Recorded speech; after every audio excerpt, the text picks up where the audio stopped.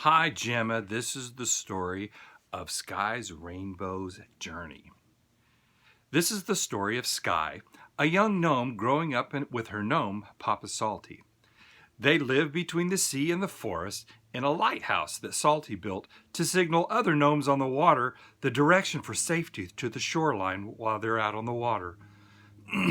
The yard surrounding the lighthouse has a fence made of cucumber patch that grows from the lattice leaning against the lighthouse on the opposite side of the sea. Now, most people know that gnomes are excellent gardeners, but Salty was a genius at growing cucumbers. His were not only big, but they were the tastiest as well.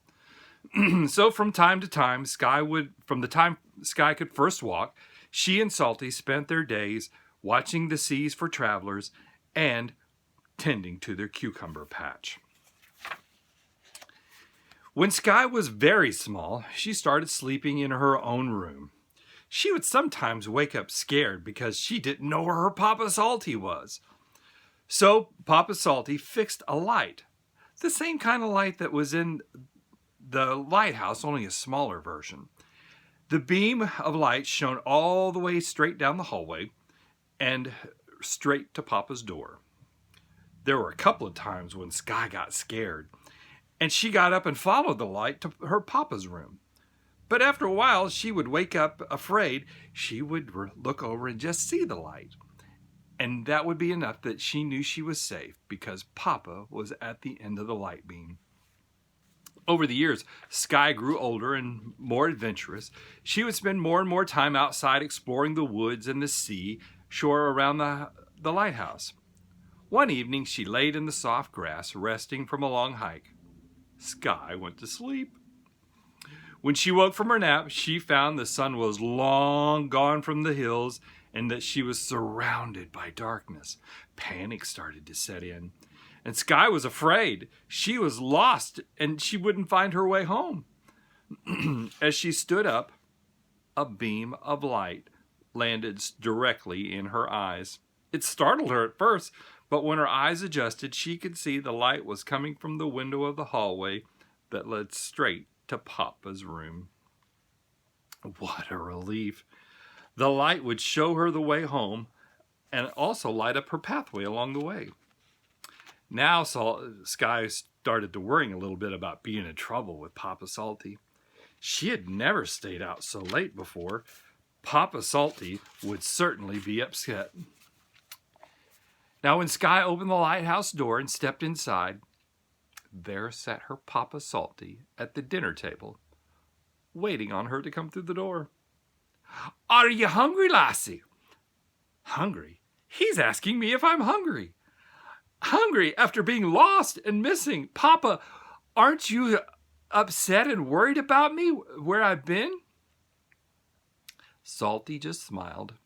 "Did you think yourself all by yourself, lass? Did you think yourself all alone? Lassie, all of life is about perspective. From your point of view, you were out in the wild, lonesome, and unknowing world. But from my own vantage point, high above the ground in the lighthouse, you were never out of me sight. I watched you play and hike and explore. I watched ye as ye napped, and I took the light from the hallway of me own room and set it over you lying there in the grass, so that you would know the way home once you awoke. I even watched you get up. That's the reason I'm a-knowing that you're coming through the door for supper." Skye felt a little embarrassed. There was no reason to be scared or worried. Her Papa was watching over her the whole time. But at the same time, she felt a little relief because there was no reason to worry, because her Papa was watching over her the whole time. We'll take up that part of the book on our next video, but for now, we'll do a bedtime song. Are you ready for your mama's bedtime song? This is one I used to do for her when she was a little girl. You got the sleepy blue eyes, sleepy blue eyes, sleepy blue eyes looking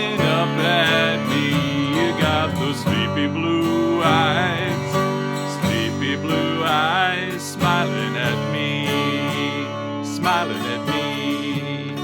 You got the sleepy blue eyes, sleepy blue eyes, sleepy blue eyes looking up at me. You got the sleepy blue eyes, sleepy blue eyes smiling at me, smiling at me. It doesn't matter to me if you're 103. You'll always be my baby.